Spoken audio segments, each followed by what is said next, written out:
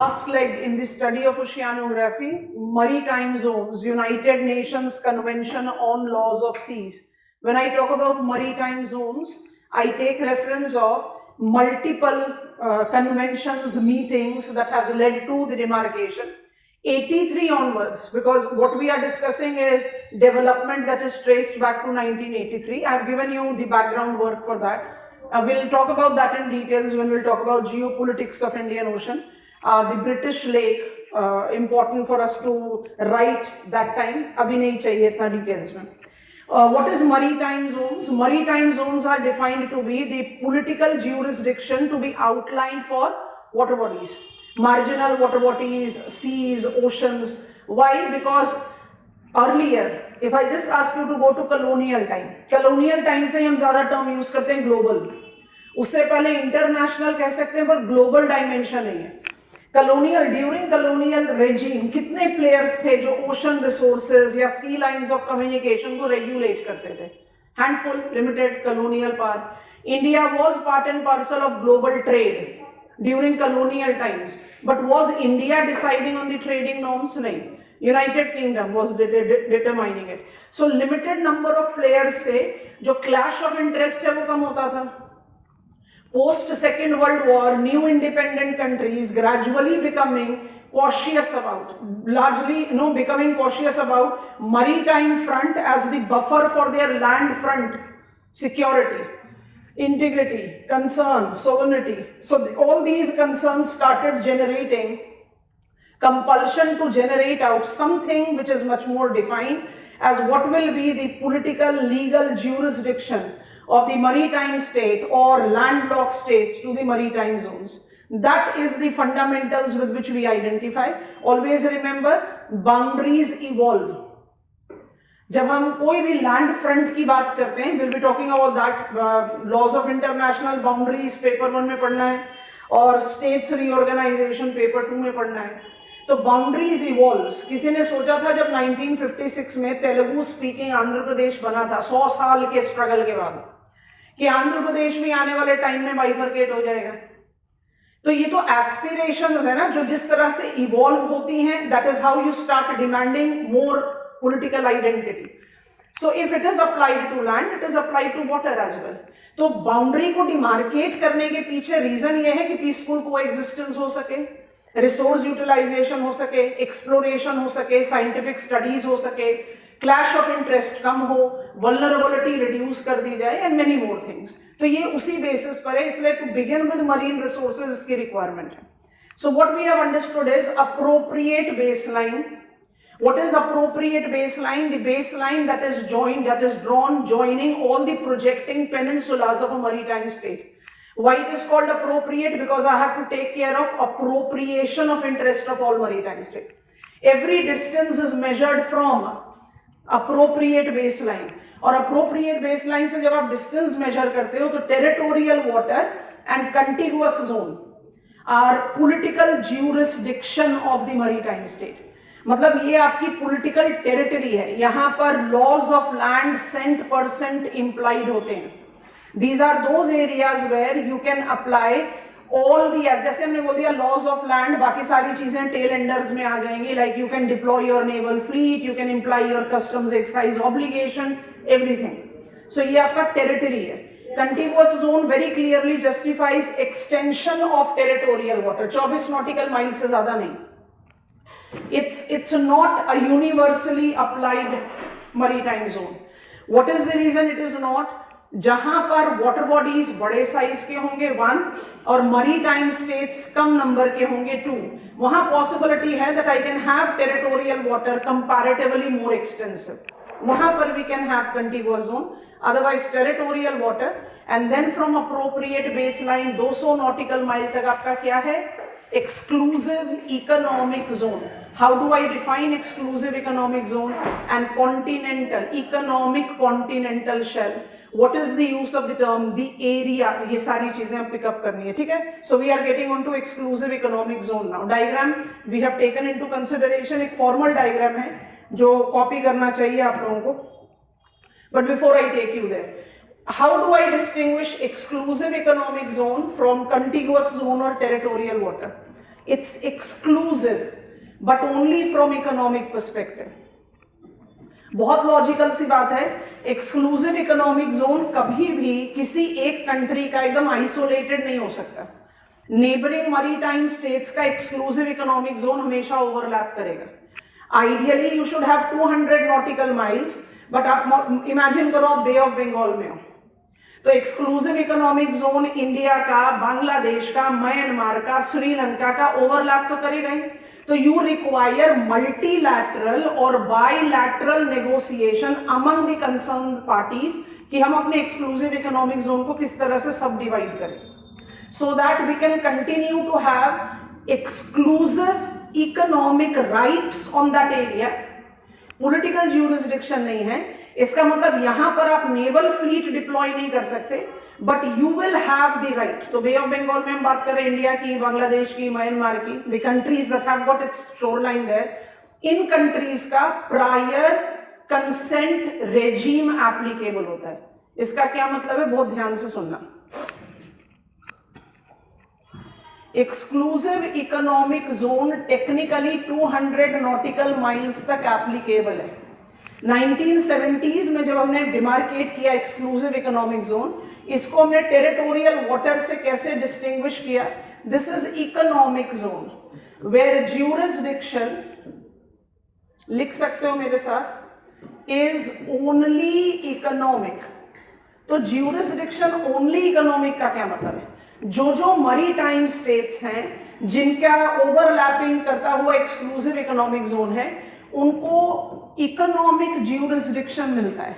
It's largely with bilateral और multilateral. तो UNCLOS के ओरिएंटेशन में न्यू सेट ऑफ नेगोशिएशंस चाहिए होती हैं ताकि आप पीसफुली कोएग्जिस्ट कर सके, as exclusive economic zone always tends to overlap. ठीक है, इसमें एक्सक्लूसिव राइट का क्या मतलब हो गया, द मैरीटाइम स्टेट्स, अब हम यहां पर प्लूरल लिख रहे हैं, द मैरीटाइम स्टेट्स, जो भी उनका नेगोशिएशन का आउटकम है उसके बेसिस पर हैव प्रायोरिटी और exclusive rights for exploration, exploitation, studies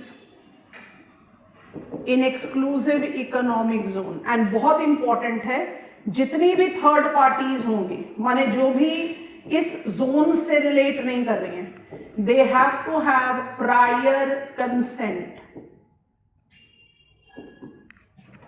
अगर जर्मनी को पॉलीमेटालिक नोड्यूल्स के स्टडी में इंडिया का पार्टिसिपेशन करना था इन इंडियन ओशन रीजन, तो उसको इंडिया का कंसेंट चाहिए था पहले to enter in this reason.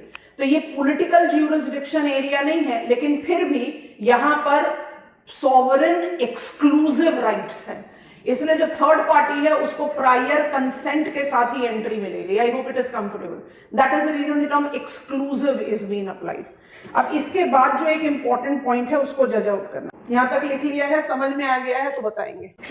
Not my political territory but my exclusive economic zone. ठीक हो गया.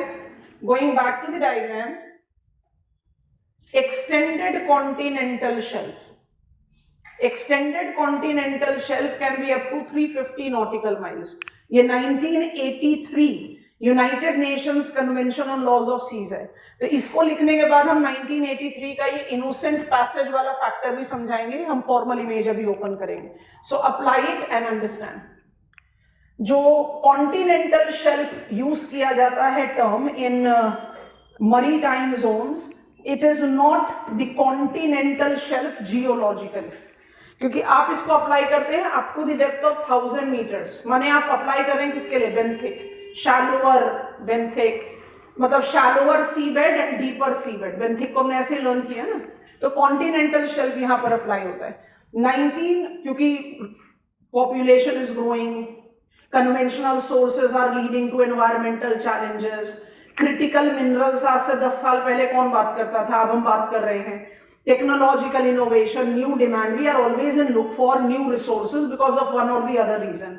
अब ये resources की probabilities judge out होने लगी with exploration of exclusive economic zone.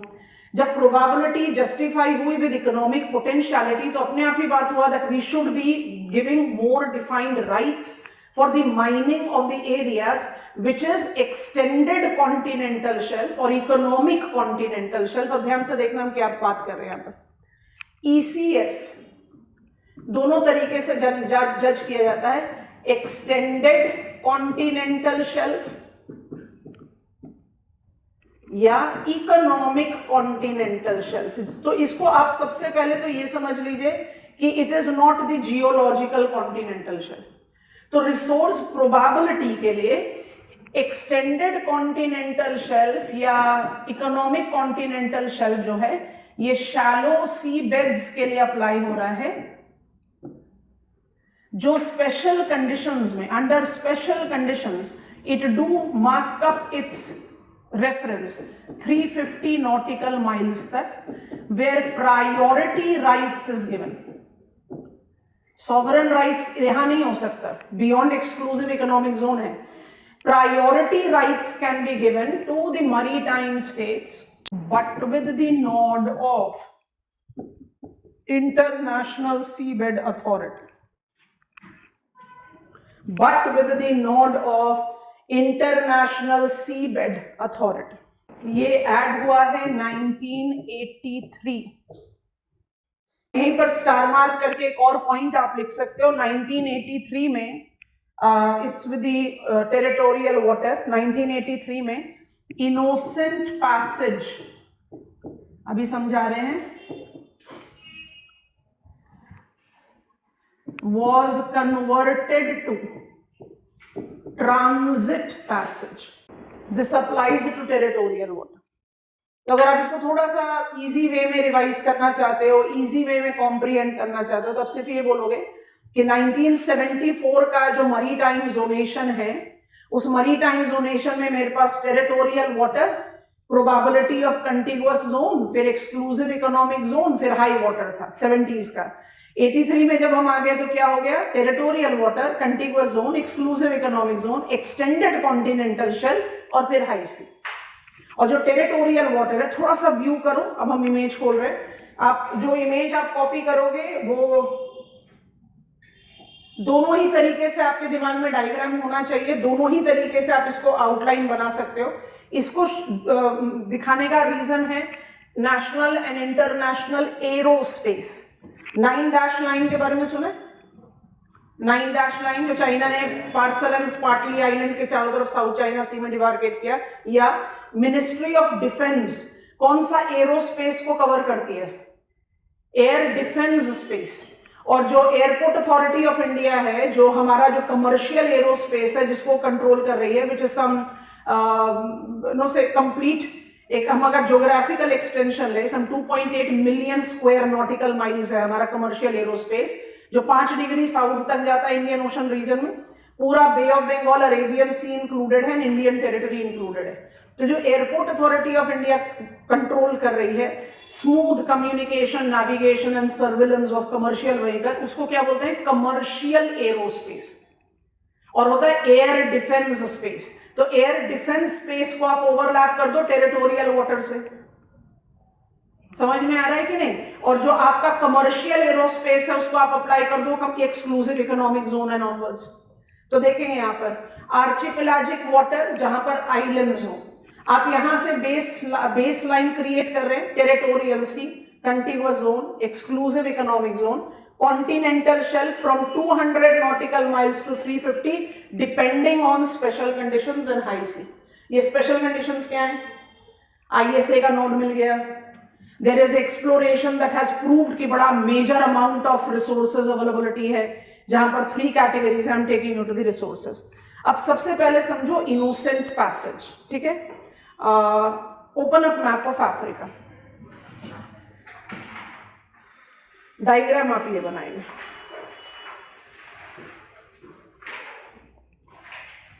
Map of Africa open करोगे पहले, सबसे पहले. ठीक है? और यहां पर इस पॉइंट को देखेंगे आप, innocent passage. Innocent passage goes with territorial C. Territorial सी हमने आपको समझा दिया क्या है। अब आप देखो Egypt on political map, Egypt on political map देख लिया। इजिप्ट ऑन पॉलिटिकल मैप एकदम मेडिटेरेनियन सी के शोरलाइन पर, नोटिस करो, ज्यादा डिटेल्स बताने की जरूरत नहीं है, you all know the area. पहुंच जाओ और ध्यान से उसको जाकर देखो एंड नोटिस करेंगे पोर्ट सईद एंड सुएज लिखा होगा, पोर्ट सैड पर बोलते हैं पोर्ट सईद। मिल गया, ठीक है। इनसेट मैप देखेंगे, फिजिकल मैप, इनसेट मैप जो छोटा वाला मैप होता है एडजॉइनिंग उसको बोलते हैं। इनसेट मैप में पहुंचो और ध्यान से देखो कि जो आपका सुएज कनाल है, दिख रहा है सुएज कनाल, उसको हमने ड्रैग किया है फ्रॉम गल्फ ऑफ सुएज से मेडिटेरेनियन सी, दिख रहा है ऑल ऑफ अस, यस और no? And then go back to political map of Egypt, कि आपको दिखाई दे रहा है कि सुएज कनाल पूरी तरह से इजिप्शियन पॉलिटिकल टेरिटरी में है, क्योंकि इजिप्ट सिर्फ मेनलैंड ऑफ अफ्रीका नहीं है, वो ट्रायंगुलर पेनिनसुला भी है जो अफ्रीका को कनेक्ट कर रहा है वेस्ट एशिया से, Sinai peninsula. Yes all of अस। अच्छा, अब ध्यान से सुने हम क्या बोलना चाहते हैं। Suez canal is a second dominant trade route of the world. Egypt को इससे बहुत फायदा है, क्योंकि इजिप्ट को इससे बहुत ज्यादा ट्रांजिट मूवमेंट से रेवेन्यू मिलता है। तो सुएज कनाल मेरा एग्जांपल है। आप टेरिटोरियल वाटर की बात कर रहे हो, it is right there within the land boundaries of Egypt. तो यहां पर मर्चेंट वेसल्स की मूवमेंट के लिए इनोसेंट पैसेज है। आपका किसी भी कंट्री XYZ से कोई भी पॉलिटिकल रिलेशन है, मर्चेंट वेसल को नेविगेट करने से आप नहीं रोकोगे, ताकि जो मूवमेंट ऑफ मर्चेंट वेसल्स है और ग्लोबल ट्रेड है उसमें किसी भी तरह की कोई अड़चन नहीं है। तो 70s में we always applied major sea lines of communication to be associated with innocent passage. आप स्ट्रेट ऑफ जिब्राल्टर से एंटर करोगे तभी तो मेडिटेरेनियन सी में आओगे, तो वहां पर you have Gibraltar is United kingdom का टेरिटरी, तो वहां पर आपका टेरिटोरियल वाटर ऑफ मोरक्को भी आएगा, स्पेन भी आएगा, यूनाइटेड किंगडम भी आ रहा है। तो you need to make sure कि मरीटाइम मूवमेंट रुकेंगे, ठीक है। तो हम उसको बोलते थे इनोसेंट पैसेज। बट जैसे जैसे हम आना शुरू हुए कंटेम्प्रेरी टाइम्स में, there was more of geopolitical tug of war, tussle, मेरा इंटरेस्ट तुम्हारा इंटरेस्ट एक्सेट्रा। तो इसलिए इसको थोड़ा सा लीगली बाइंडिंग करने के लिए इनोसेंट पैसेज को हमने चेंज कर दिया as transit passage. It's mandatory, under some conditions you can prohibit. Hazardous chemical material move कर रहा है, ऑयल मूव कर रहा है, जिसके किसी भी एक्सीडेंट या स्पिल से आपके एरिया में बड़ा मेजर डिवास्टेशन हो सकता है, तो वहां पर अप्लाई होता है बैसल कन्वेंशन, बोलते हैं प्रायर कंसेंट रेजिम, कि आपको बता दिया गया है कि जो वेसल जा रही है इसमें ये चीजें हैं, एक्सीडेंट तो कोई प्रीएम्प्ट कर नहीं सकता, और अगर हो गया तो क्या क्या लॉस है आपको पता है, and you are then permitting. Otherwise transit passage, तो सुएज कनाल हो इजिप्शियन टेरिटरी, सुएज कनाल से जितने मर्चेंट वेसल्स मूव करेंगे, इजिप्ट अपना लेजिटिमेट रेवेन्यू अटेन करे, उनसे कोई प्रॉब्लम नहीं है, लेकिन किसी भी वेसल को मूव करने से रोका नहीं जाएगा। This is what is the norm. तो इनोसेंट और ट्रांजिट पैसेज, अब transit is more legally right term, is applied to territorial water. आप सोचो सुएज कनाल की जैसे पनामा कनाल है, और 3 और कनाल हम डेवलप कर रहे हैं, निकारागुआ कनाल है, क्रा कनाल है, एंड कैस्पियन कनाल्स हैं। अगर ये सारे कनाल मोबिलाइज हो गए तो आप Nicaragua is the country, then Kra is in Thailand वहां पर, और Caspian canal is Iranian canal. तो यहाँ पर तो मर्चेंट वेसल पूरे के पूरे land territories of the country से नेविगेट करेंगे। तो you need to apply that innocent passage. अब इस फिगर को थोड़ा सा ध्यान से देखो, हम जूम अप करेंगे। वैल्यूज आपको पता है, तो वैल्यूज के बारे में ज्यादा बात नहीं कर रहे, that you know very well. Territorial सी को हाइड कर रहे हैं because that is very well done. अब यहां से नोटिस करेंगे एंड अप्लाई करेंगे। This is now better. अब नोटिस करो, जैसे हम एक्सक्लूसिव इकोनॉमिक जोन बोलते हैं और एक्सटेंडेड कॉन्टिनेंटल शेल्फ बोलते हैं, ये कॉन्टिनेंटल शेल्फ इकोनॉमिक परव्यू पर है। You have sovereign rights to water column and continental shelf. ये सॉवरन बाइलैटरल मल्टीलैटरल नेगोशिएशन के साथ आप अप्लाई करोगे। इसके बाद जब एक्सटेंडेड कॉन्टिनेंटल शेल्फ है जो 350 नॉटिकल माइल्स तक जाएगा, sovereign right to the continental shelf, not water. और ये सॉवरेन राइट कैसा होगा, फिर से negotiable among the maritime state. और यहाँ पर कौन आपको नोट देगा कि आप उसका इस्तेमाल कर सकते हो, under special condition international seabed authority. और इसके बियॉन्ड इसको नो नेशनल राइट्स, ये कैरेक्टरिस्टिक्स किसका हो गया, ये सारा हाई सी है, 200 नॉटिकल माइल से सारा हाई सी है। Be very cautious, high sea का मतलब क्या होता है, 200 नॉटिकल माइल। वाटर कॉलम पर कोई सॉवरेन राइट नहीं है, पर हाई सी को हमने स्पेशल कंडीशन में कैसे सब डिवाइड कर दिया, till 350 nautical miles extended continental shelf and beyond that open water. तो हाई सी हो गया extended continental shelf and open water. Open water open to everyone. What will be the best utilization of open water? No national rights, उसको the area बोलते हैं। समझ में आए कि नहीं? High sea is subdivided into two. Come on, help. Extended continental shelf and the area. Extended continental shelf where sovereign rights under special conditions can be granted by ISA. Only on shelf, not on water column. और जैसे ही आप the area में आते हो, there is no national right. Kindly take this information in your frame of the diagram EEZ onwards, जल्दी से, और हमें गो अहेड दे दो। क्वेश्चन आराम से बन सकता है, दोनों ही फ्रेम में आप डायग्राम को रिविजन में ले लो। देखो depending on what is the type of question that is been asked, आप उस हिसाब से अपने डायग्राम को चूज कर सकते, कौन सा बनाएं और कौन सा नहीं बनाएं। What is the difference between exclusive economic zone and extended continental shelf? Exclusive economic zone relates to sovereign right on shelf and water column. Extended continental shelf is part of the high sea up to 350 nautical miles, जहां पर shallow benthic locations हैं, है ना, and international seabed authority के node पर priority rights दी जाती हैं maritime states को कि आप polymetallic nodules, cobalt crust, massive sulphides को यहां से एक्सट्रैक्ट आउट कर सकते हो, ठीक है। This is under special condition. So sovereign rights is applied to shelf, not on to the water column. High sea का पार्ट है। और बियॉन्ड 350 नॉटिकल माइल्स बोलते हैं द एरिया। ये सारे टर्म्स आप पॉलिटिकल परव्यू में लिख सकते हैं depending on what is the demand of the question. Default EEZ से आप अप्रोप्रिएट बेस लाइन की तरफ जाओगे तो इट इज सॉवरेन राइट्स, है ना। इनलैंड वाटर तो टेरिटोरियल यूरिसडिक्शन, लैंड ही हो गया वो। Appropriate base line onwards you calculate maritime. Okay, this is laws of seas. अब लॉज ऑफ सीज पढ़ने के बाद by default we get into the learning of resources, marine resources. क्या हम आगे बढ़ सकते हैं? I hope it is comfortable. Territorial water, sovereign, scale of rights आपने देख लिया। Let's move on to marine resources. हर तरीके के क्वेश्चंस पूछे जा चुके हैं। जैसे ही आप मरीटाइम जोनेशन की बात कर लेते हो, उसके बाद आपका बाय डिफॉल्ट नेक्स्ट स्टेप हो जाता है that you talk about marine resources. इसमें इतने डेविएशंस हैं टॉपिक के कि उन सबको हैंडल करना अपने आप में ही बहुत बड़ा चैलेंज है, but we can manage it out. So oceanic resources और मरीन रिसोर्सेज,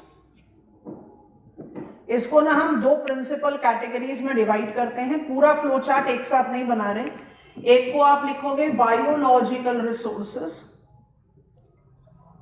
और एक को आप लिखोगे फिजिकल रिसोर्सेज। इससे कंटेंट हमारे कंट्रोल में रहता है। बायोलॉजिकल रिसोर्सेज में by default you take into reference nektons. Nektons के अलावा आप पर्ल, सील, वीड्स, प्लैंक्टन्स को इंक्लूड कर सकते हो, जिसमें आप वीड्स और प्लैंक्टन्स को लार्जली रिलेट आउट कर देते हो नेक्टॉन्स के साथ, क्योंकि not all weeds, but when I talk about fishes, come on, aquatic ecosystem को रिकॉल करो। हम फिशेस को रिप्रेजेंट कर रहे हैं, तो fishes are representing which trophic level? Nektons कौन सा ट्रोफिक लेवल बताता है? फर्स्ट की, second, third, fourth onward. Is nekton producer और कंज्यूमर क्लास? कंज्यूमर। तो जहां पर मेजर फिशिंग ग्राउंड्स होंगे वहां प्लैंक्टन्स तो बाय डिफॉल्ट, और प्लैंक्टन्स को we humans have been indirectly consuming since the beginning of cultural history, क्योंकि हम फिशेस कंज्यूम करते आए, तो इनडायरेक्टली तो हम प्लैंक्टन्स को कंज्यूम कर ही रहे। But now planktons and other varieties of seaweeds have got their direct utility, तो वो अपने आप भी एक रिसोर्स कैटेगरी को रिप्रेजेंट करते हैं। और जो फिजिकल रिसोर्सेज हैं इनको आप बेसिकली 2 पॉइंट में डिवाइड कर सकते हो, एक्चुअली आप इसको 3 पॉइंट में कर सकते हो, बट थर्ड पॉइंट को थोड़ा अलग ही रखा जाए तो अच्छा है।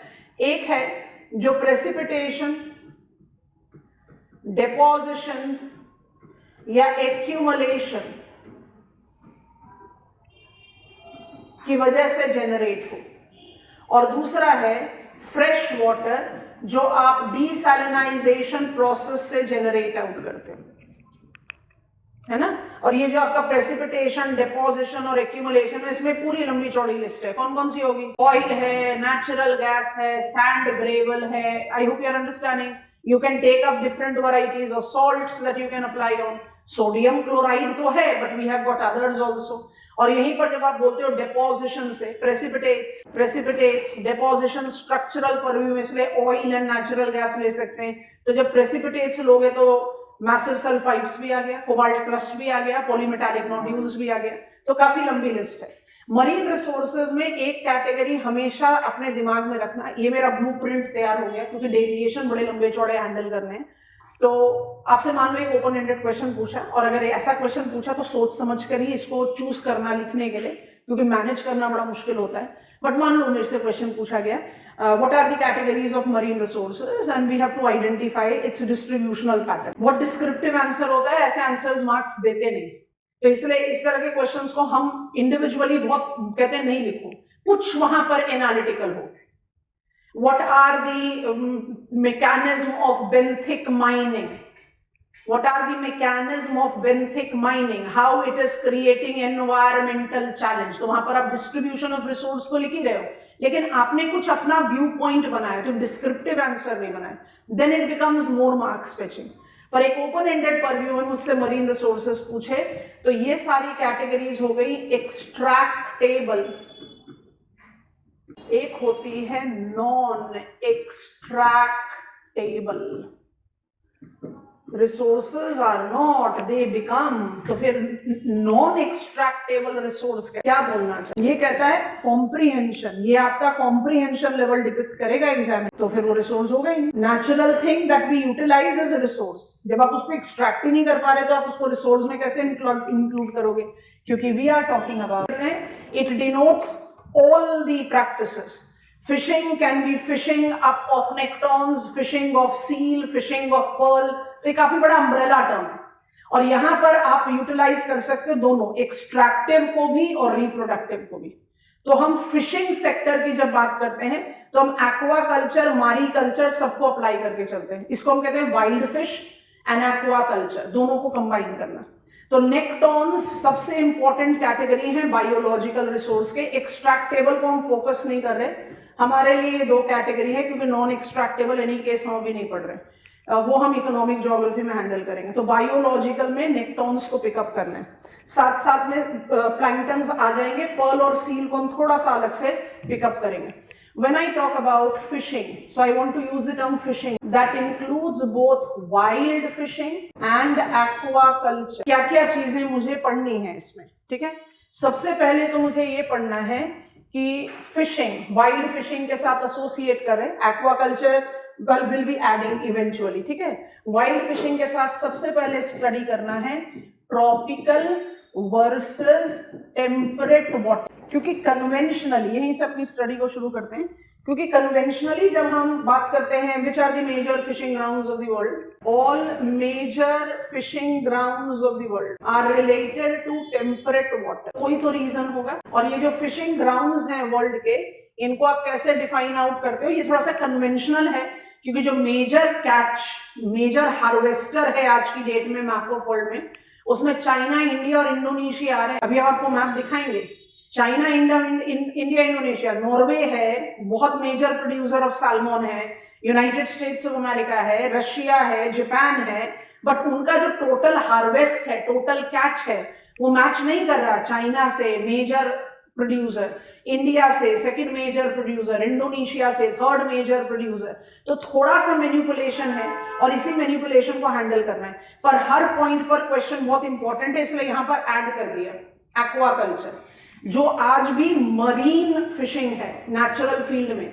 याद करो डॉगर बैंक, याद करो ग्रैंड जॉर्ज बैंक, तो कोई तो रीजन है ना कि Grand Bank, Dogger Bank, George Bank are associated with the significant fishing momentum classical time से लेकर आज तक। तो ये तो कन्वेंशनल पर भी है। तो कौन कौन से मेजर फिशिंग ग्राउंड होते हैं? नॉर्थ ईस्ट अटलांटिक है, इसको हैंडल कैसे करते हैं वो हम आपको समझा रहे हैं, थोड़ा ध्यान से पिकअप करते जाना। ब्लूप्रिंट तैयार कर रहे हैं, बहुत बल्कि टॉपिक है, साथ साथ में लिखते जाओ। नॉर्थ वेस्ट अटलांटिक है, नॉर्थ ईस्ट पैसिफिक है, नॉर्थ वेस्ट पैसिफिक है, और स्टार मार्क के साथ सदर्न ओशन है। सदर्न ओशन में मेरे पास यूनिक हार्वेस्ट आएंगे, वेल आएगी, क्रिल आएगी और व्हाइट गोल्ड फिश आएगी। व्हाइट गोल्ड फिश को व्हाइट किंग फिश भी बोलते हैं। थोड़ा सा कन्वेंशनल फ्रेम में शुरुआत की है, जरूरी है। दोनों टर्म बता चुके हैं आपको, शोल्स लिखो या स्कूल्स लिखो। फिश के ग्रुप को हर्ड नहीं बोलते, एनिमल्स के ग्रुप को हर्ड बोलते हैं। फिशेस के ग्रुप को शोल बोलते हैं या स्कूल्स बोलते हैं, दोनों टर्म आप लेके पहले पॉइंटर्स हमारे साथ लिखते जाइए, हम आपको थोड़ी देर में इसके बाद समझा रहे हैं, आपके दिमाग में पूरी तरह से स्टिकअप हो जाएगा, कोई प्रॉब्लम नहीं लगेगी आपको। ये लाइन को हम रिमूव कर देते हैं क्योंकि we can just imply the opposite, ताकि हमारे पास जगह चले। तो ट्रॉपिकल के कैरेक्टरिस्टिक्स लिख रहे हैं, स्टार मार्क डाला है क्योंकि ओमनी प्रेजेंट नहीं हो सकता लास्ट पॉइंट, और लास्ट पॉइंट जो है ना वो लास्ट में है because of the earlier pointers. इतना लिखने के बाद आप लोग रुक जाएंगे, फिर हम थोड़ा सा टेक्निकल डायमेंशन पर जाएंगे। क्वेश्चन पूछा गया है, पीवाईक्यूज देखो, फिशिंग मेथड तक पर क्वेश्चन पूछा गया है एग्जामिनेशन में, तो उसके वैरायटीज आपने लिख लिया, कंटेंट बिल्ट हो गया, गेटिंग इट और नॉट। अच्छा, नंबर 3, नॉर्थ ईस्ट पैसिफिक कहां पहुंचे? Upwelling zone, California, Canada. Yes, USA इसलिए बोलते हैं क्योंकि you are taking up the reference of northern United States of America, Washington state, Washington district Columbia is a city which is on east coast, Washington is a state which is on west coast. ठीक है, तो हमारे पास फिर से ये Canada, ये upwelling zone है। Upwelling zone याद आ गया, California, cold current and upwelling in the photic zone. इस अपवेलिंग जोन में आपके पास कौन कौन से हैबिटेट हैं? फिर से तीनों मेथड, तीनों harvest. I hope you are getting it. पहुंचो नॉर्थ वेस्ट पैसिफिक में, कहां हो? एनसीईआरटी में इतना एम्फसाइज है, Kuroshio and Oyashio, warm and cold current mixing and generating. आप जापान के ईस्ट में हैं, आप डीपर वाटर में हैं, शेल्फ जो है वो पैसिफिक में नहीं है, शेल्फ मार्जिनल वाटर्स में है। तो इसका मतलब जब आप बात कर रहे हो नॉर्थ वेस्ट पैसिफिक की, यहाँ पर आप रशिया को लीजिए, जापान को लीजिए, चाइना को लीजिए, कोरिया को लीजिए, you are taking fishing largely with marine Pacific environment. तो वहां पर कौन सा हैबिटेट मिसिंग है? Pelagic. You are dominantly having benthic and dual. तो फिशिंग मेथड एंड हार्वेस्ट लिख सकते हैं। और जो ये आपका है स्टार मार्क नंबर 5, इसमें कौन सा हैबिटेट नहीं होगा? इतना समय मतलब, इसमें कौन सा हैबिटेट नहीं होगा? Dual. Antarctica is uninhabited continent, of course penguins हैं, पर वहां river and anadromous and catadromous providing fresh water habitat नहीं हो सकता ना। और यहाँ के जो हार्वेस्ट हैं वो भी यूनिक है, इसलिए यहाँ मैकेरल, हेरिंग, कॉड, हेडॉक नहीं काम आएगा, इसलिए लिस्ट क्रिएट कर दिया। अब आप सोचो कौन से कंट्रीज हैं जो सदर्न ओशन में फिशिंग के लिए जा रही हैं। अगर आप जापान को भी लो तो सोच कर देखो, economic, transportation cost adds to the cost of production, transportation cost adds to cost of production. Japan से चला फिशिंग वेसल सदर्न ओशन में, वहां जो भी कुछ हार्वेस्ट किया उसके बाद वापस वो जापान में आएगा। इमेजिन करें कि आप एक हेमिस्फेयर से दूसरे हेमिस्फेयर के एंड में जा रहे हो, कितना ट्रांसपोर्टेशन कॉस्ट ऐड किया, फिर भी आप कमर्शियली वायबल फिशिंग कैसे कर रहे हो? ट्रांसपोर्टेशन कॉस्ट तो लगी रही है, तो कमर्शियल वायबल कैसे? Whale store house of resource, size के हिसाब से देखो तो टनेज ऑफ मीट, फिर बोन्स से which can provide you the raw material for fertiliser, फिर liver oil which can be the raw material for pharmaceutical, whale by itself store house of resource. Krill के बारे में आपको पहले ही बताया था, पेंगुइन्स फीड ऑन इट, 2 से 3 centimetre small fishes हैं, बिग शोल्स में रहती हैं, रीजनरेशन कैपेसिटी बहुत फास्ट है, that has facilitated more Swift harvesting, एक वैल्यू एडिशन। और white king fish, king because size बड़ा है, व्हाइट क्योंकि फ्लैश का कलर व्हाइट है, इसको निक नेम दिया गया है white gold fish because it is one of the most high prized fishes in world. ये वैल्यू है सदर्न ओशन की, that is the reason the transportation cost which is by default exponential. क्योंकि कौन सी countries हैं जो southern ocean में fish कर रही हैं? ऑस्ट्रेलिया नहीं है, साउथ अफ्रीका नहीं है, चिली अर्जेंटीना नहीं है, नदर्न हेमिस्फेरिक कंट्रीज है, ओपन वाटर है, open water, high sea, beyond exclusive, beyond extended continental shelf, तो जो भी इस्तेमाल कर सकता है वो कर सकता है। So that has mobilized its growth. Of course, now it has been challenged in terms of this is my sovereign area, that is your sovereign area, वो है, but it is still there. Most of the textbooks do not talk about Southern Ocean. तो Southern Ocean में आपका harvest बहुत अलग है, it is not these conventional. ये हुआ conventional frame of learning about nekton. पर जब हम FAO, UNEP and all the कन्नों से डेटा सोर्स जहाँ से आप ऑथेंटिकेटेड परव्यू में एक्सट्रैक्शन की बात करो उसको देखते हो तो कुछ अजीब सा ही, कुछ अलग सा ही दिखता है। Fish and seafood production measured as a sum of seafood from wild catch and fish farming bracket aquaculture आपको बता दिया। तो आप बहुत ध्यान से, आपको कुछ नहीं नोटिस करना है इसमें, बस इस कलर स्कीम को देखो और कुछ जज करो, जरूरी है।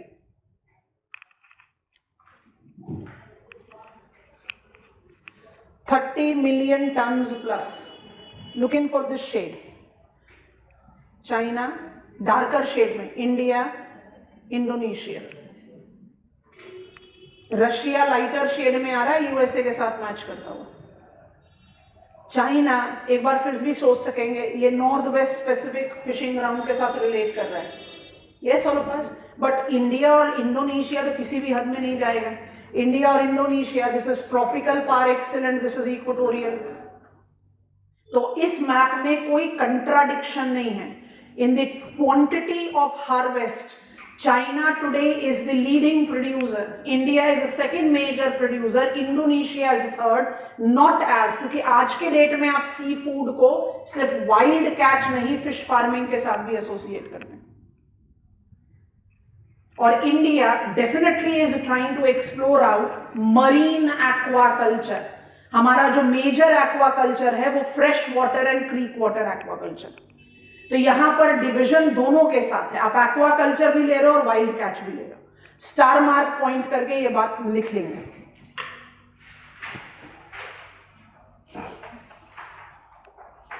In terms of total quantity of production of fishes and seafood,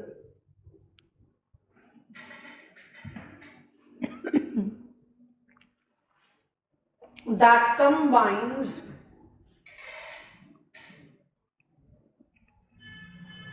wild catch and fish farming,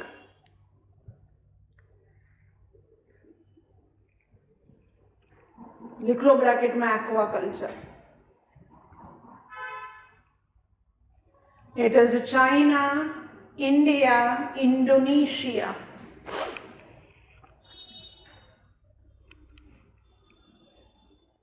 that forms the principal producers.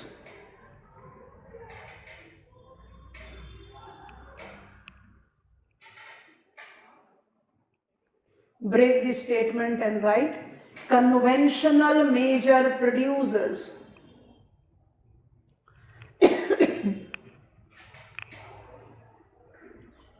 as Russia, USA, Japan denotes secondary rank. फिर से एक बार मैप को देख लीजिए. जब भी आप मेजर फिशिंग ग्राउंड के बारे में लिख रहे हो तो marine aquaculture, I will not use that term, marine wild fishing में डोमिनेंस इन्हीं 5 फिशिंग ग्राउंड का है, कोई मना नहीं कर रहा. लेकिन जो टोटल हार्वेस्ट है उसमें आप रूल आउट नहीं कर सकते कि China India are taking the top slot. Almost in everything China India is taking this top slot. China पहले, India following that. And when I take a preference of it, today it becomes very difficult for us to distinguish between what is extractive industry and what is reproductive industry, mix combined factor में. और आपने जो अभी सारे fishing methods apply किए हैं वो सब फिशिंग मेथड आर्टिफिशियल एम्बैंकमेंट्स बनाने के लिए भी काम आते हैं, जो मरीन एक्वाकल्चर को मोबिलाइज करता है.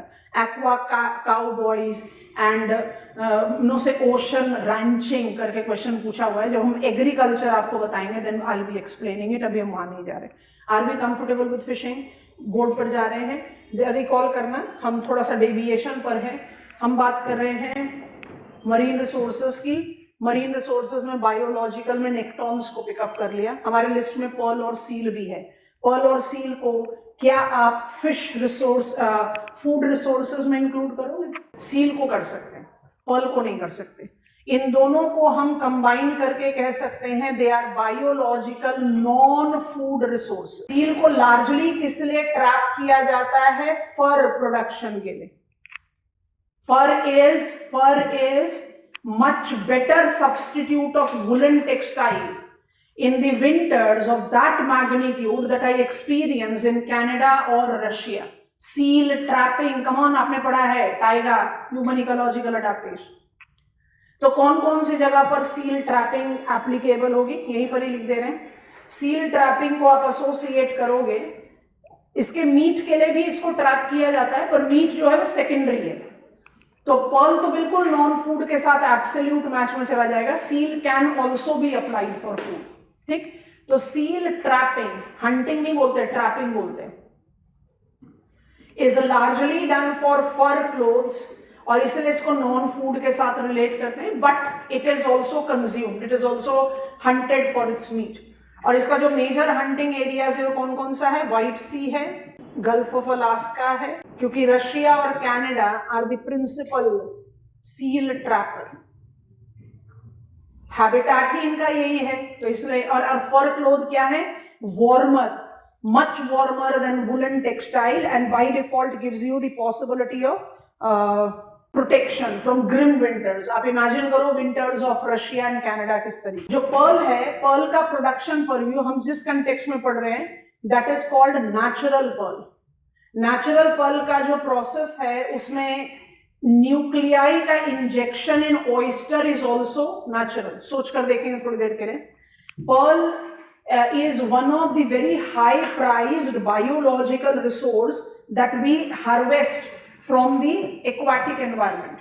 अब पर्ल को हम कमर्शियली 3 कैटेगरीज में डिवाइड करते हैं. एक को बोलते हैं आर्टिफिशियल पर्ल, जिसके बारे में हम यहाँ बात ही नहीं कर रहे, which is chemically generated in industries, हटा दो. एक को बोलते हैं सेमी नेचुरल पर्ल और एक को बोलते हैं natural pearl. Semi natural pearl के बनने का प्रोसेस तो बिल्कुल वही है जो नेचुरल है, बस ऑयस्टर में जो न्यूक्लियाई है वो आर्टिफिशियली इंजेक्ट किया जाता है.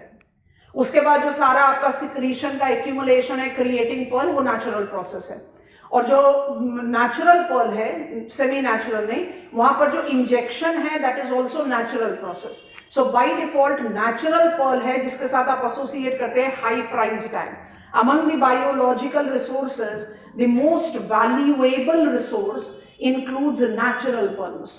नेचुरल पर्ल के लिए ऑयस्टर चाहिए जिसका बाय डिफॉल्ट एक डिफाइंड हैबिटेट है. मोर इंपॉर्टेंटली चाहिए न्यूक्लियाई इंजेक्ट होना naturally, so that requires more of suspended water. Coral polyps का उल्टा ले जाओ. I need warmer, oysters are typical to warmer water, but I require less transparent water, ताकि जो suspended material है वो oyster में inject हो naturally.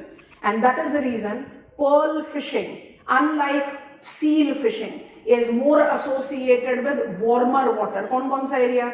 एक हम कहते हैं श्रीलंका. श्रीलंका को उसके शेप के हिसाब से ही कहते हैं pearl country of the world. और दूसरा रीजन है उसको पर्ल कंट्री कहने का, सिग्निफिकेंट प्रोड्यूसर। तो gulf of Mannar, gulf of Thailand, gulf of California. अपनी नॉलेज को अप्लाई आप करते जाओ। गल्फ ऑफ मन्नार में आपने Pamban island, Vaigai river, gulf of Thailand Chao Phraya river, gulf of California Colorado river, सब जगह पर availability of nuclei. They are the principal locations identified with pearl fishing। ठीक है, प्लैंक्टन्स का फिशिंग को, प्लैंक्टन्स तो हमेशा ही एक्सट्रैक्ट होता था artificially from the reference of, I not use the term artificially, indirectly बताते हैं कि हम नेक्टॉन्स को कंज्यूम कर रहे थे तो हम प्लैंक्टन्स को कर ही रहे थे। Major plankton fishing grounds are the fishing grounds of the world, क्योंकि बाय डिफॉल्ट इस एरियाज में आपके पास प्लैंक्टन्स का ग्रोथ बहुत ज्यादा है। They are utilised as direct food items. इसके साथ साथ it is emulsifying agent in the food processing industry. कुछ कुछ प्लैंक्टन्स इस वैल्यू के हैं that they are now served as delicacies in on the dining table, और अदरवाइज उसका इंडस्ट्रियल यूज हमेशा से रहा। सी वीड्स को आपको प्लैंक्टन से अलग करना पड़ेगा, क्योंकि सी वीड्स का एसोसिएशन किसके साथ ज्यादा होता है? Periphyte, macrophyte, intertidal zone, littoral zone. Weeds का इस्तेमाल भी एमल्सिफाइंग एजेंट्स के तौर पर किया जाता है, मेडिसिनल वैल्यू भी है इसका, and that is the reason we have started harvesting some of the selective varieties of sea weeds as well. बोलने की जरूरत नहीं कि ट्रॉपिकल जोन पर होगा एंड नेरेटिक जोन। नेरेटिक में ही आपके पास आएगा ना पेरीफाइट एंड मैक्रोफाइट, है ना। Are the biological resources that I should take to my stride, it is nektons. सबसे पहले नेक्टॉन्स, नेक्टॉन से आगे बढ़ो, फिर पर्ल फिशिंग की बात कर लो, सील फिशिंग की बात कर लो, प्लैंक्टन्स और सीवीड्स की बात कर लो। अगर बायोलॉजिकल रिसोर्स पूछा है तो सबके बारे में बात होनी चाहिए, एक की नहीं। अगर आपसे पूछ रहा है मेजर फिशिंग ग्राउंड, तो डिमार्केट करो कि टेम्परेट वाटर में कन्फाइंड है, किस रीजन से कन्फाइंड है, और उसके बाद आप अप्लाई करेंगे हार्वेस्ट क्या क्या है, कौन से हैबिटेट हैं, क्या टेक्निक है। Major fishing grounds of the world पूछता है तो फिशिंग ग्राउंड का सपोर्ट लेकर आप कंटेंट बिल्ड करोगे, बिल्कुल वही, कौन सा हैबिटेट है, कौन सा हार्वेस्ट है, कौन सा मेथड है। So this is how you built up the content. ठीक है, अब हम जा रहे हैं फिजिकल रिसोर्सेज की तरफ। Physical resources are categorised as A, पहले बी को ले लेते छोटा सा, उसके बाद ए पर जाते। फ्रेश वाटर, फ्रेश वाटर के साथ डीसैलिनाइजेशन प्रोसेस, जो क्या जनरेट करता है, have you heard about it? Brine, सुना है क्या होता है ब्राइन? आप जब फ्रेश वाटर सॉल्ट वाटर से उसको फ्रेश में कन्वर्ट करोगे, इसका मतलब क्या करोगे? आप उससे सॉल्ट एक्सट्रैक्ट आउट करोगे। डीसैलिनाइजेशन प्रोसेसेस में जो कमर्शियली बहुत साउंड एंगेज कंट्री है वो सऊदी अरेबिया है। सऊदी अरेबिया जैसी कंट्री क्या कर रही है? ऐसा नहीं है कि फ्रेश वाटर सिर्फ सऊदी अरेबिया ही एक्सट्रैक्ट कर रहा है ओशन से, बट कमर्शियली बड़ा साउंड कैटेगराइजेशन। और हमारा नीति आयोग का भी प्रपोजल था to extract out fresh water from the salt water, और इससे हम इंडिया का जो एक इवॉल्विंग वाटर स्केर्सिटी वाला टैग है उसको कंप्लीट कर पाए। पायलट एक्सपेरिमेंटल लेवल पर रूल आउट कर दिया हमने। क्यों? क्योंकि जब भी आप फ्रेश वाटर एक्सट्रैक्ट आउट करोगे ओशन से, आप बाय डिफॉल्ट पीछे क्या छोड़ोगे? Excessive left behind salt concentration. ये जो extremely rich in salt water होता है उसको ब्राइन बोलते हैं। अगर आपने वाटर को फ्रेश कर या एक्सट्रैक्ट आउट कर लिया तो अपना जो सैलिनिटी का लॉजिक पढ़ा था वही पढ़ लो। आप यहां से पानी को निकाल रहे हो तो सॉल्ट का कंसंट्रेशन बढ़ाओगे ही तो। Brine is that salt concentrated water जो उस हैबिटेट को बड़ी ही स्विफ्टली किसमें कन्वर्ट कर देगा? डेड सी में। 240 पार्ट्स पर 1000 में डेड सी को आपने नाम ही दे रखा है डेड, क्योंकि वो हैबिटेट सपोर्ट नहीं कर सकता। आप इमेजिन करो कि आर्टिफिशियली, वो तो नेचुरल है, आर्टिफिशियली आप फ्रेश वाटर एक्सट्रैक्ट करे जाओगे अनसस्टेनेबल ट्रैक पे, तो जो पीछे आप ब्राइन छोड़ोगे वो तो पूरा हैबिटेट डिस्ट्रैक्ट कर देगा। इसलिए there is a very, it's more, I will not say easy, but I will say it is more practically justified practice कि रेन वाटर हार्वेस्ट करो rather than looking in for desalinization. But yes, limit में, sustainable purview में it's a resource and it is been utilise. तो fresh water को आप जब extract out करते हो as extractable resources, it is physical resource that I am deriving out from ocean, तो ये डेफिनेटली इंक्लूडेड है। बट मेजर बल्क यहाँ पर those resources which are outcome of precipitation, deposition and accumulation। अब इसको हम थोड़ा enlarge करते हैं, इधर आ जाते हैं। जो रिसोर्स है, जो पोटेंशियल, हम उसकी बात नहीं कर रहे, इसलिए हमारे लिस्ट में मीथेन हाइड्रेट्स नहीं। लिख लिया फटाफट से pointer. Sand and gravel is second most extracted resource, is second most extracted resource after oil and natural gas in terms of value. It is sucked both from continental shelves and sea floor. Called technique of suction. You can understand sand and gravel will be extracted by sucking it up. Involved technique of suction interrupts benthic habitat. You know what is benthic here? Shallow to deep. Japan and United Kingdom are principal players. Commercial utilization of sand, 97% of calcium carbonate is used for cement production, glass production, and to tame acidic or acidity of soil. To tame acidity of soil. इसी में star mark करके लिख लो। Calcium carbonate nodules called oolites also forms raw material for cement। ठीक है, now category next, salts। Majorly तो sodium chloride common salt है, utilisation क्या है हम सब जानते हैं, ये सब लोग लिखते हैं, पर इसके आगे लिखना है। कैन यू रिकॉल सैलिनिटी में हमने कहा था that we are having 47 different sea salts, वहीं का रेपिटेशन है 47 डिफरेंट सी सॉल्ट, जिसमें सोडियम क्लोराइड का शेयर सबसे ज्यादा है। तो क्या आप सोडियम क्लोराइड या अदर डिसॉल्व्ड सॉल्ट्स को पूरे ओशन वाटर में कहीं से भी एक्सट्रैक्ट आउट कर सकते हो? नहीं, जहां सैलिनिटी लेवल्स हाई होगी वहीं पर ही पॉसिबिलिटी है कमर्शियल एक्सट्रैक्शन का। तो when I say salt as accumulated physical resource, इसमें डेफिनेटली भी सबसे मेजर शेयर है वो सोडियम क्लोराइड का है, तो इसको अलग से मेंशन देना जरूरी है। Common salt and you know the utilisation, but क्या सिर्फ कॉमन सॉल्ट है? नहीं। तो पहला पॉइंटर तो आप यही लिख लो, salt, sodium chloride, the common salt and done.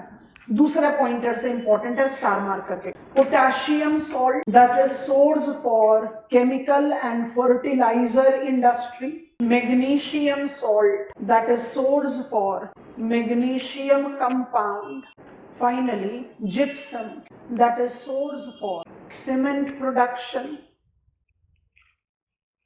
and other industrial use। अब आ रहा है हमारा massive sulfides, स्टार मार्क के साथ है, बेंथिक के साथ एसोसिएट होता है।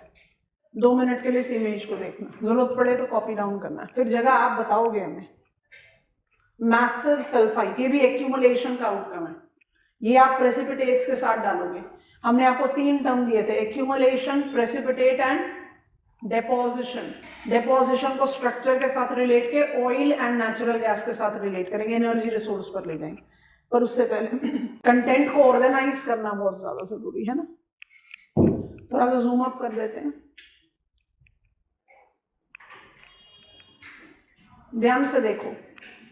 1200 degrees Celsius, sea water is heated, metals and sulfur from the rock is dissolved. 400 degrees Celsius, heated water is emitting out। ये क्या दिखाई दे रहा है हम लोगों को? Hydrothermal vents, black smoker, sulphur rich water. यहां देखना मत भूलो, ब्रिस्टल वॉर्म्स, केमोट्रॉप्स। हाइड्रोथर्मल वेंट्स वो जगह हैं जहां से गर्म पानी, फ्रियाटिक इरप्शन, जहां से गर्म पानी इजेक्ट हो रहा है जो सल्फर रिच है। अब सल्फर रिच वाटर कहां से आ रहा है? सी वाटर जो एक्सेसिवली हीट अप हो गया, it is dissolving metals and sulphur from the rock. अब जब ये यहाँ से हीटेड वाटर एमिट आउट हो रहा है, 350 डिग्री सेल्सियस टेम्परेचर है, ब्लैक वाटर एमिट आउट करता है, इसलिए इसको ब्लैक स्मोकर भी बोलते हैं। जो मेटल कंपाउंड्स हैं, इसमें सल्फर है, वो लगातार प्रेसिपिटेट होकर एक्यूमुलेट होता है। These are called massive sulphides. ये प्रेसिपिटेशन के बाद एक्यूमुलेशन से काम कर रहा है, एक्यूमुलेट हो रहा है, इसलिए इसको एक्यूमुलेशन में डाला। अब मुझे बताओ कौन कौन सी लोकेशन होगी वर्ल्ड में जहां पर आपको मैसिव सल्फाइड दिखेगा? जहां जहां हाइड्रोथर्मल वेंट है। लॉजिक है ना, जहां जहां हाइड्रोथर्मल वेंट है। और हाइड्रोथर्मल वेंट कहां पर होते हैं? I need to be connected to the warmer interiors of the earth, so it will be at the deeper location. इसलिए इसको बेंथिक माइनिंग के साथ एसोसिएट करते हैं। समझ में आ गया? डायग्राम की जरूरत है तो कॉपी डाउन करो, तो डैश डालकर लिखो, रिलेट्स टू हाइड्रोथर्मल वेंट्स और black smokers. High water temperature होता है। हमने आपको लिखवाया था जब हम बायोम्स एक्वाटिक पढ़ रहे थे, temperature can be more than 200-250 degrees Celsius, और यही हैबिटेट क्रिएट करता है केमोट्रॉफ्स। अगर यहाँ से मैग्मा इजेक्ट आउट होने लगेगा तो फिर हैबिटेट नहीं रहेगा ये। वी आर टॉकिंग अबाउट, अच्छा मैसिव सल्फाइड को आप दोनों में डाल सकते हो, इसलिए आपको दिखा दिया precipitate and accumulation. Now I am talking about manganese nodule and cobalt crust. तीनों को स्टार मार्क के साथ लिख दिया, ISA डोमेन है। मैंगनीज नोड्यूल्स और कोबाल्ट क्रस्ट दोनों को प्रेसिपिटेट के साथ रिलेट आउट किया जाता है, ठीक है। They both are adobes of, they both are rich sources of multiple acid. Manganese nodule को मैंगनीज बोलते हैं, मैंगनीज है उसमें, बट उसमें फिर कोबाल्ट भी है, जिंक भी है, लेड भी है, nodule, mineral resource nodule, and so goes with cobalt.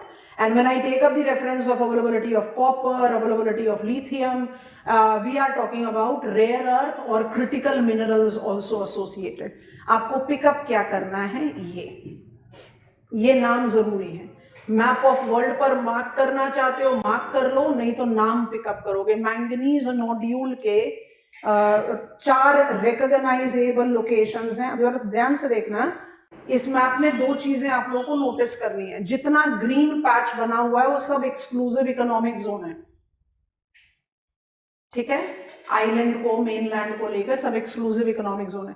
जो 4 एरियाज हैं जहां ISA ने एक्सप्लोरेशन के बाद पार्टीज को नोट देना शुरू किया है towards exploitation of manganese nodules, वो कौन कौन सी जगह है?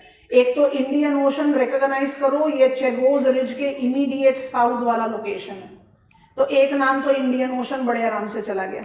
बाकी 3 नाम के लिए हम थोड़ा सा पैसिफिक ओशन को जूम इन कर रहे हैं। ये तीनों नाम आपकी नॉलेज में होना चाहिए। CCZ बोलते हैं। I wish to write the names, थोड़ा सा हेजी इमेज है, आपके लिए आसानी हो जाएगी। ये एरिया है, where is this area? Off the coast of USA and Hawaiian Island. इसको आप CCZ बोलते हैं, नाम याद रहना चाहिए। Clarion Clipperton zone. दूसरा off the coast of Peru है, आपको पेरू चिली बेसिन समझाया था, वहीं से नाम आ रहा है पेरू बेसिन, तो ये ज्यादा डिफिकल्ट नहीं। और तीसरा, you have to take it in reference to, ये आपका पपुआ न्यू गिनिया दिख रहा है, you are right there with your Tuamotu archipelago and exclusive economic zone area, ये वाला belt. Somewhere in south central Pacific, जो आपने Tuamotu, come on, Polynesian group of island के साथ पिक किया है, ये है Penrhyn basin. 3 in Pacific, 1 in Indian Ocean. Manganese nodules, commercially exploitable locations, polymetallic nodules भी बोलते हैं। इंडियन ओशन में जो एरिया है वहां पर ISA ने इंडिया को नोट दिया है, जर्मन कोलैबोरेशन के साथ हमने एक्सप्लोरेशन किया था, हो गया। तो हम इन रिसोर्सेज के बारे में तो बहुत अच्छी तरह से जानते हैं, पर जो लोकेशनल कैरेक्टरिस्टिक्स है ना, उसको मिस आउट नहीं करना है। अच्छा, हम कोबाल्ट क्रस्ट का आपको एक लोकेशन बता रहे हैं, आप उस लोकेशन को देखते ही बताना है कि आपके दिमाग में आता क्या है। हो गया, नोट कर लिया। इंडियन ओशन, पेरू बेसिन तो आराम से समझ में आ रहा है ना, बाकी दो नाम थोड़ा सा टिपिकल है तो उसको अपने लोकेशन स्पेसिफिक पर भी मिलेंगे. Okay, now coming on to cobalt crust. This is my map of cobalt crust. इसमें सबसे पहले तो ये नोटिस करो कि इस मैप में मुझे दिखाई दे रहा है 1 2 3, यहां पर मिसिंग है आर्क, पेरिन बेसिन. ये कौन सा जोन है?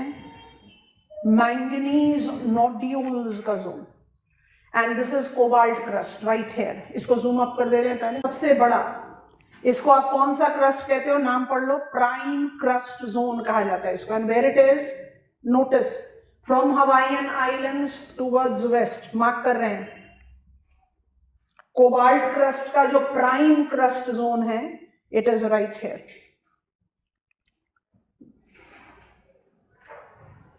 लोकेशन को पिकअप करेंगे. CCZ से थोड़ा सा ओवरलैप करता है. Hawaiian islands and waste.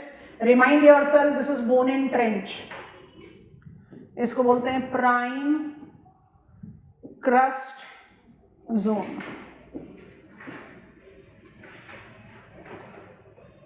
अपने ओशंस के मैप पर मार्क कर लीजिए या वर्ल्ड मैप पर मार्क कर लीजिए. आसानी हो जाएगी आपके लिए टू जज आउट दी लोकेशनल. नाम याद रखने में भी आसानी रहे. Prime crust zone. किसका crust? Cobalt crust. Now I am getting to my conventional block.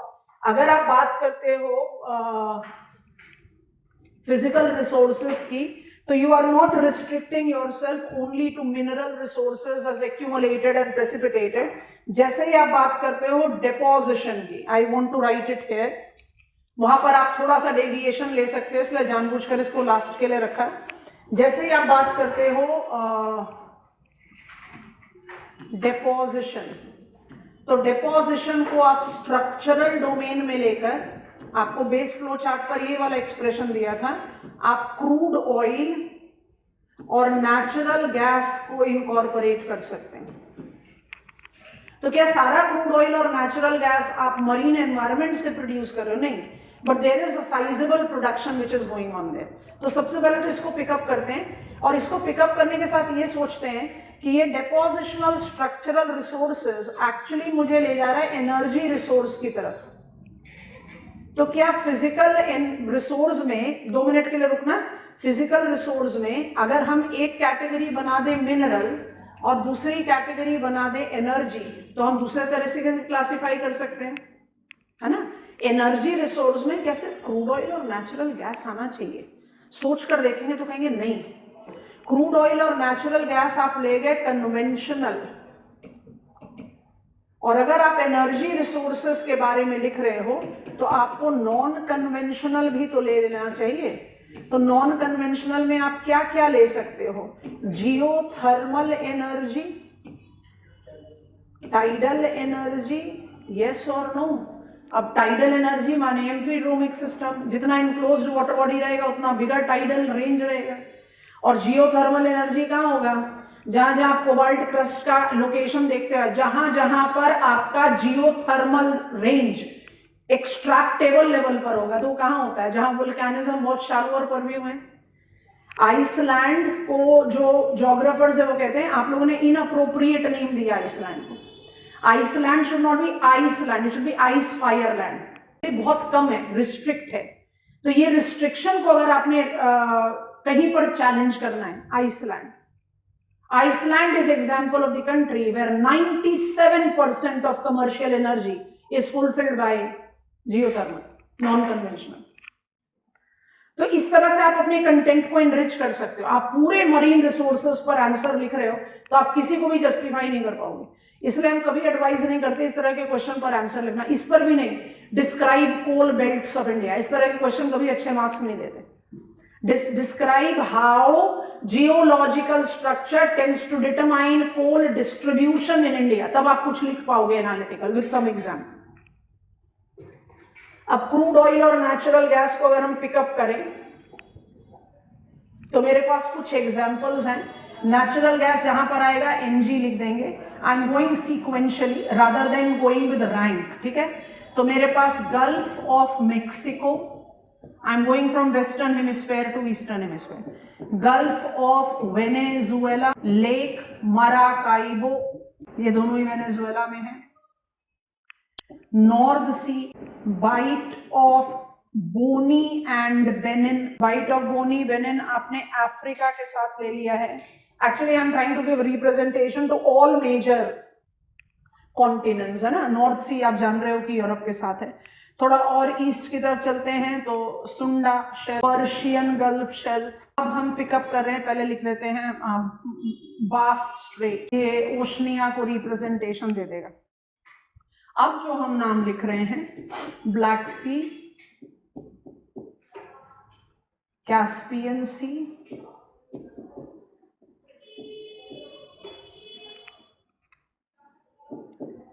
And Bay of Bengal, इनको आप रिलेट करते हो natural gas, crude oil rule out नहीं कर रहे। Come on, Krishna Godavari basin, Ravva gas field, Bay of Bengal में तो आ गए। और कैस्पियन सी और ब्लैक सी में क्रूड ऑयल नेचुरल गैस दोनों है। बाकू को क्या बोलते हैं? Oil capital of the world.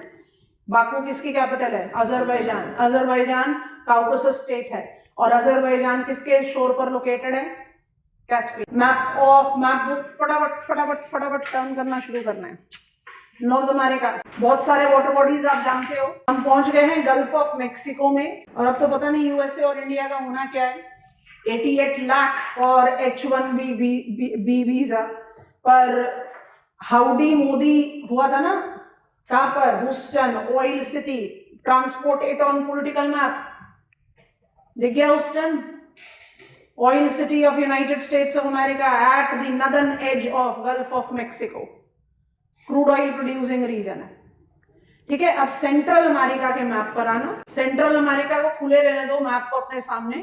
आपको सेंट्रल अमेरिका के बिल्कुल साउथ में वेनेजुएलन टेरिटरी दिखाई दे रही होगी। सेंट्रल अमेरिका का मैप, राइट दिस पेज। आगे बढ़ो, आगे बढ़ो, आगे, ये पीछे जा रहे हो। ये रहा मैप। वेनेजुएला दिख रहा है, वेनेजुएला दिख रहा है। वेनेजुएला के बिल्कुल नॉर्थ में आपको एक लेक दिखाई दे रहा है जो एक्सटेंड कर रहा है towards north as Gulf of Venezuela. Lake Maracaibo lake है और उसका northern extension Gulf of Venezuela है। अब आप अपने मैप ऑफ साउथ अमेरिका भी जा सकते हैं to see Gulf of Venezuela. अभी तो इकोनॉमिक टर्मोइल से गुजरता हुआ देश है, लेकिन Venezuela has been one of the significant producer of crude oil. दिख गया ना, Lake Maracaibo and Gulf of Venezuela South America का अच्छा रिप्रेजेंटेटिव है। अब इसके बाद नॉर्थ सी तो हमें देखना नहीं है, हमें पता है। अफ्रीका के मैप पर आ जाओ। ONGC, oil and natural gas commission का जो इंटरनेशनल आर्म है, जिसको बोलते हैं OBL, ONGC विदेश लिमिटेड, उसका एक one of the functioning countries is Nigeria. Nigeria बहुत अच्छे से जानते हो, बस नाइजीरिया को देखो और नाइजीरिया से गल्फ ऑफ गिनिया में जाना। आपको बाइट ऑफ बेनिन, बोनी में से कम एक नाम तो आपके स्कूल एटलस में। Abuja is administrative capital of Nigeria and Lagos is commercial capital. और लागोस का पोर्ट ओरिएंटेड डेवलपमेंट के साथ क्रूड ऑयल प्रोसेसिंग। क्योंकि हम ऑफशोर रिजर्व्स की बात कर रहे हैं, इसलिए हम इजिप्ट, सूडान जैसे कंट्रीज की बात नहीं। हो गया? अच्छा, इसके बाद ना मुझे पर्शियन गल्फ देखना है, ना मुझे सुंडा शेल्फ देखना है, वो हमें पता है। मैप ऑफ ओशनिया में पहुंच जाओ। आपको बताया था ईस्ट ऑफ ऑस्ट्रेलिया में 3 स्टेट्स हैं, एक्चुअली 4 हैं। चौथा स्टेट है तस्मानिया। तस्मानिया और मेनलैंड के बीच में जो स्ट्रेट है वो बास स्ट्रेट है। फिजिकल मैप पर लेकर जाओ वो शेल्फ। ओशनिया इतना मेजर प्रोड्यूसर नहीं है क्रूड ऑयल का, बट क्रूड ऑयल प्रोडक्शन है वहां पर। And finally land on to map of Europe, Asia. Europe में आ जाओ, दोनों दिख जाएंगे। यूरोप में आ जाओ, कैस्पियन सी भी दिख रहा है और वेस्ट में ब्लैक सी भी दिख। कैस्पियन की स्टोरी भी हाथ के हाथ सुना देते हैं। पॉलिटिकल मैप ऑफ, आप इस मैप से पिकअप कर लो, आप एशिया के मैप पर आओ। यहाँ से समझाना मुश्किल है, आप मैप ऑफ एशिया में आ गए तो हमें बता। एशिया के मैप पर पहुंचकर पॉलिटिकल मैप पर रहना है। कैस्पियन सी को आपने नोटिस करना है, पॉलिटिकल मैप ऑफ एशिया। अब ध्यान से देखो कि कैस्पियन सी के साथ कौन कौन सी कंट्रीज हैं जो शोरलाइन बना रही हैं। रशिया है, रशिया है। अच्छा, उसके अलावा कौन कौन सी कंट्रीज है? सेंट्रल एशिया में कौन सी कंट्री बना रही है? Kazakhstan, Turkmenistan. ठीक है, कोई कंट्री जो काउकासस में बना रही है, अजरबैजान, अभी थोड़ी देर पहले तो बताया। और जो कंट्री साउथ की तरफ बना रही है वो ईरान है। अब इसको कैसे लर्न करोगे? ईरान को छोड़कर बाकी जितनी कंट्रीज कैस्पियन सी के साथ शोरलाइन बना रही हैं वो फॉर्मर यूएसएसआर की ब्रेकअवे कंट्रीज हैं। तो till 1991 it was debate as former USSR versus Iran कि कैस्पियन है क्या, कैस्पियन सी है कि लेक है, क्योंकि अगर ये सी है तो इसमें लॉज ऑफ सी अप्लाई होगा, और लॉज ऑफ सी अप्लाई होगा तो फॉर्मर यूएसएसआर और ईरान के बीच में territorial water exclusive economic zone बटेगा। तब रशिया ने, दैट इज फॉर्मर यूएसएसआर ने, बड़ी स्ट्रांगली डिबेट किया, ना ये तो लेक है, ये तो इनलैंड वाटर है, तो इसमें लॉज ऑफ सीज अप्लाई नहीं होना चाहिए। और क्योंकि farmer USSR was a world power, तो ईरान हमेशा नेगोशिएशन रिटेलिएशन में रहा, लेकिन एज अ लेक कैस्पियन का लायंस शेयर फॉर्मर यूएसएसआर के कंट्रोल में रहा, क्योंकि लेक है तो जिस कंट्री का सबसे बड़ा शोर लाइन है उसको उसका बेनिफिट मिलेगा। Come to 1991 disintegration of USSR. अब मोर और लेस यूएसएसआर का स्टैंड ले लिया रशिया ने, कुछ हद तक उसको सपोर्ट कर रहा है कजाकिस्तान, और बाकी जितने चुटमुट कंट्रीज हैं वो ईरान के साथ जुड़ गए, क्योंकि जितना बड़ा शोर लाइन होगा उतना बड़ा एरिया है if it is a lake. तो रशिया और कजाकिस्तान को तो सबसे बढ़िया बेनिफिट मिल रहा है ना, और जो छोटी कंट्रीज हैं जैसे अजरबैजान है वो ईरान के पाले में चले गए क्योंकि उनको तो बेनिफिट नहीं मिल रहा। ये डिबेट अभी तक भी कंटिन्यूड है, problem yet to be resolve dot dot dot. क्योंकि कैस्पियन को आप कैसे डिफाइन करो, आप कभी भी गूगल सर्च करो और सर्च करो biggest lakes of the world, सबसे पहले आएगा कैस्पियन। तो ये तो हम सॉल्व ही नहीं कर पा रहे कि कैस्पियन को क्या बोला जाए। लेक है तो फिर लॉज ऑफ सी क्यों लगेगा, सॉल्ट वाटर है और सी कहा जाता है तो लॉज ऑफ सी लगना चाहिए, और क्यों है, why the argument is not settling, क्या है इतना खास कैस्पियन सी में, हाइड्रोकार्बन्स। इसका जो पूरा का पूरा शेल्फ है it is one of the richest crude oil and natural gas location, और अब तो कैस्पियन सी को हमने आर्टिफिशियल वाटरवे से लिंक कर दिया। नाम सुना होगा, पढ़ा होगा एनसीईआरटी में, बताएंगे सी लाइंस ऑफ कम्युनिकेशन, इसलिए उसको साथ में हैंडल नहीं करते, बहुत बड़ा बल्क हो जाता है। उसको कहते हैं डॉन वोल्गा शिपिंग कनाल। डॉन वोल्गा शिपिंग कनाल कैस्पियन को ब्लैक सी से जोड़ दे रहा है, और फिर आप बता दो कि ब्लैक सी तो आराम से मेडिटेरेनियन सी और अटलांटिक ओशन से लिंक है। तो कैस्पियन का her passing year commercial value बढ़ता जा रहा है, तो ऑटोमेटिकली डिबेट भी बढ़ती चली जाएगी। तो लॉज ऑफ सीज ने मैक्सिमम प्रॉब्लम सॉल्व कर दिए हैं, बट प्रॉब्लम्स कुछ ऐसे होते हैं जो रिजॉल्व होते ही नहीं है, और कुछ होते हैं जो रिजॉल्व होके भी नहीं होते सरकरी, और वो बहुत छोटा सा एग्जांपल है when it comes to international map of world. Caspian अच्छा केस है। अगर आपको लिखना है ना, examine maritime zones and its validity in resolving out the maritime jurisdiction, Caspian एक अच्छा केस स्टडी। ठीक हो गया। This is the list of resources that you should take into account. हम इसको खत्म ना करें विदाउट टेकिंग कंक्लूजन ऑफ, तो आप मुझे जरा जल्दी जल्दी से याद कराना। हेडिंग बना लो, मरीन पोल्यूशन बन गया। मरीन पोल्यूशन के दो कैटेगरीज बनाए थे हमने, non point source and point source. हमें लिखने के लिए बोलते रहो हमेशा। मरीन पोल्यूशन पढ़ चुके हो आप।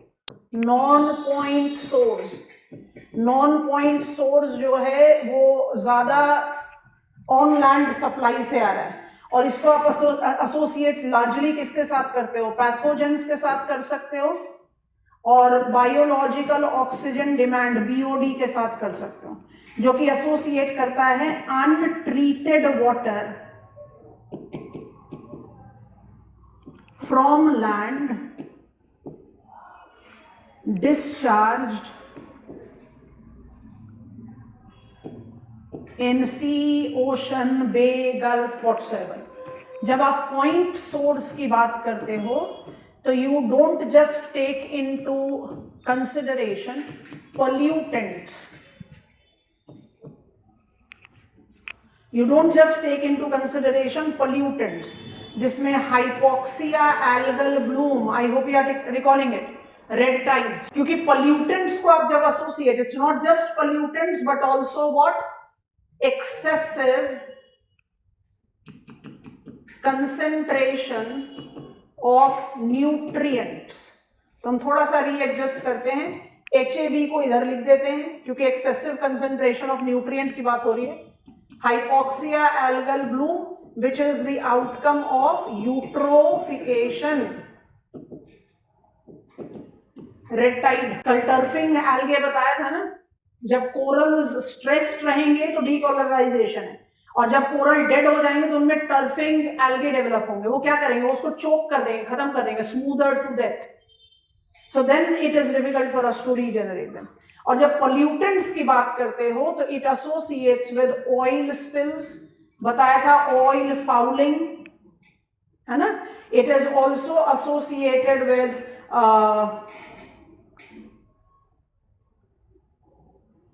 Waste water from vessels, merchant भी हो सकता है, नेवल वेसल भी हो सकता है। It can associate with garbage,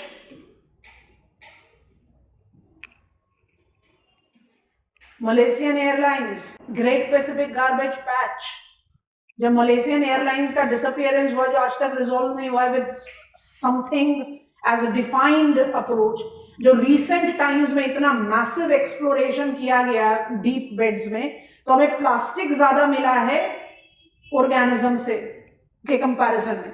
और जो माइक्रो प्लास्टिक है, क्योंकि वो तो सस्पेंडेड है, फाइन टेक्सचर्ड है, they are been trapped in the air circulation and have created the garbage patch. Satellite images में कहते हैं उसको कि वो आर्टिफिशियल आइलैंड्स इन मेकिंग है, पर इमेजिन करो कि वो कितना major bio accumulation and bio magnification कर रहा है।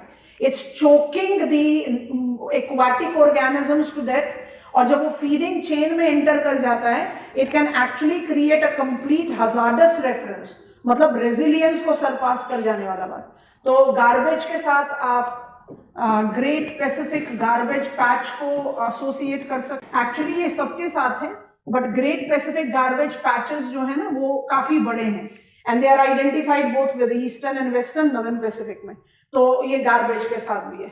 And when I take up the reference of pollutants, I also correlate it with just by the movement of vessels, sucking or dragging vessels. पढ़ा ना sand and gravel, और ये भी पढ़ा कि we are having the benthic trawlers. We have got benthic trawlers which are actually dragging the benthic bed. तो वो भी तो आपको, and you are descending robots basically to extract out what? Manganese nodules that will also create the domain. Marine pollution abatement के लिए जो सबसे important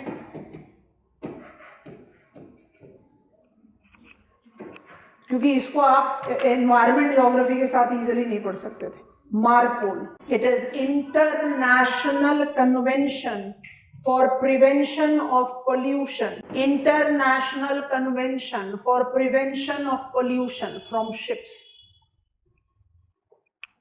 ये umbrella convention है। इसके आपके 6 एनेक्स हैं, इसलिए हमने एयर पोल्यूशन को अवॉइड किया लिखने से, बट ये एयर पोल्यूशन को भी अवॉइड करता, हम तो मरीन पोल्यूशन के अंतर्गत ले रहे हैं ना, तो एयर को अवॉइड कर दिया, बाकी सब वाटर पोल्यूशन से रिलेटेड है।